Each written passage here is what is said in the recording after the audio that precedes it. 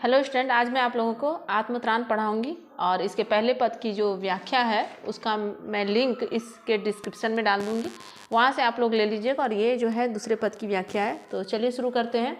तो क्या है इसमें, क्या बोल रहे हैं कवि कि मेरा त्राण करो अनुदिन तुम, यह मेरी प्रार्थना नहीं, बस इतना होवे करुणामय, तरने की हो शक्ति अनामय। ठीक है, तो इसका जो शब्दार्थ है वो इस प्रकार है, देख लीजिए आप लोग।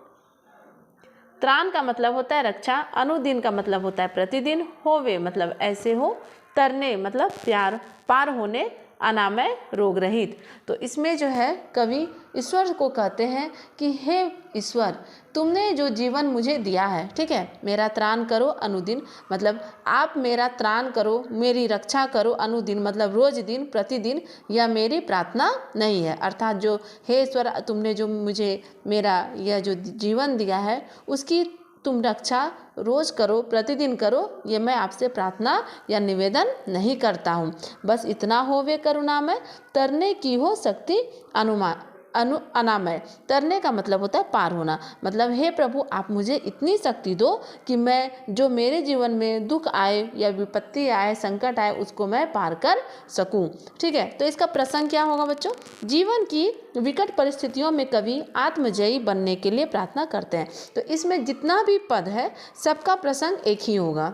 ठीक है, सबका प्रसंग एक ही होगा। अब चलते हैं दूसरे पद की तरफ। क्या है, मेरा भार अगर लघु करके नादो सांत्वना नहीं सही, केवल इतना रखना अनुनय, वहन कर सकूं सबको निर्भय। तो इसमें जो है देख लीजिए, भार का मतलब होता है जिम्मेदारी, लघु मतलब कम, सांत्वना का मतलब होता है दिलासा, अनुनय विनय, वहन उठाना, निर्भय बिना भय के, सॉरी यहाँ पे भाई लिखा गया है, यहाँ पे क्या होगा, बिना भय के, यहाँ पे होगा भय। ठीक है, तो चलते हैं अब यह व्याख्या देख लीजिए इसका, क्या कि मेरा भार अगर लघु करके नादो सांत्वना ना सही। अब जो है कवि बोलते हैं हे प्रभु, मेरा जो भार है उसको तुम छोटा कर दो। ठीक है, छोटा करने का सांत्वना ना दो तो नहीं सही, केवल इतना रखना अनुनय।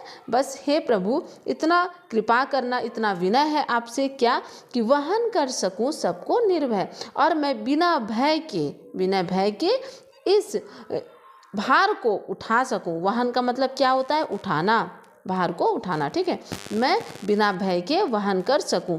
ठीक है, चलिए अब आगे बढ़ते हैं। क्या है, नत सिर होकर सुख के दिनों में, तब मुख पहचानूं छिन छिन में, दुख रात्रि में करे वंचना मेरी, जिस दिन निखिल मही, उस दिन ऐसा हो करुणामय, तुम पर करूं नहीं कुछ संशय।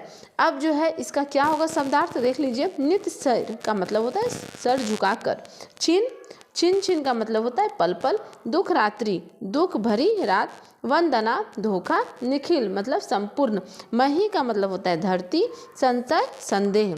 ठीक है, अब इसमें जो है कवि क्या कहना चाहते हैं कि हे प्रभु मैं सुख के दिनों में क्या मतलब मेरा जो सर है वो आपके सामने झुका रहे। ठीक है, वो आपके सामने क्या है, झुका रहे। कब, सुख के दिनों में, तब मुख पहचानूं छिन छिन में, और आपका चेहरा जो है वो क्या है कि आपका चेहरा मतलब मैं जब भी आंखें बंद करूं अपनी तो उसमें क्या दिखे, आपका चेहरा, पल पल आपका चेहरा दिखे। दुख रात्रि में करे वंचना मेरी, जिस दिन निखिल मही। वंचना का मतलब क्या होता है, वंचना का मतलब होता है वंदना का मतलब होता है धोखा, वंचना का मतलब क्या होता है, धोखा।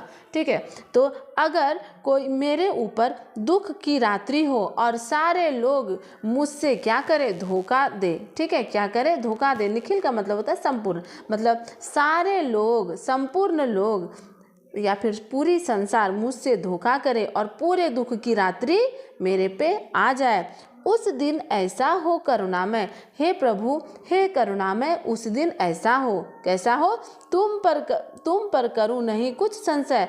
हे प्रभु उस दिन मैं आप पर कुछ भी संदेह ना करूं। ठीक है, उस दिन आप पर मैं संदेह कुछ भी ना करूं।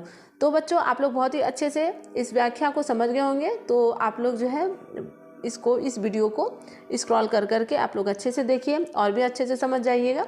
Thank you from watching.